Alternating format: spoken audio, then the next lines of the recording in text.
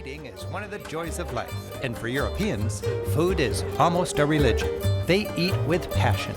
And when we travel, we can mix all the fine culture we see with tasty slices of that culture we can eat. To enrich your experience, make a point to create edible memories by savoring the fine cuisines of Europe. The variety is endless, and if you know how to choose a good place, you don't need to spend a fortune. A few basic rules for eating your way through Europe. Go for the local specialties. You'll get better quality and price.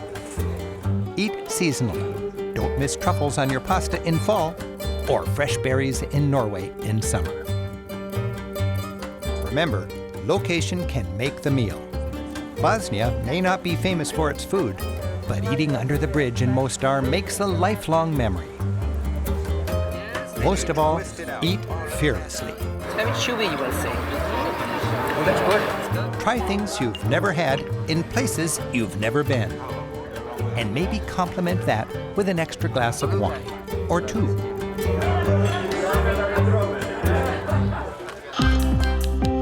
For a step up and a seat, there are lots of casual bars and bistros, hometown hangouts where you can enjoy local cuisine and comfort without going broke.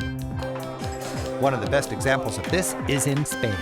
Every town tempts you with tapas bars, where you belly up to the bar and just point at things you'd like to try.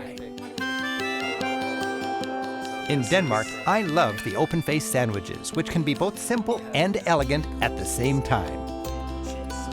You can munch the best pizza ever for the cost of a fast food hamburger in Naples, where pizza was invented. The rustic simplicity of sausages and fondue seems just perfect high in the Swiss Alps. A refined lunch of quiche and salad in an outdoor cafe feels just right as you enjoy garden-fresh produce and herbs in France's Provence. A paella feast on the beach in Spain is one of the tastiest budget food experiences anywhere in Europe.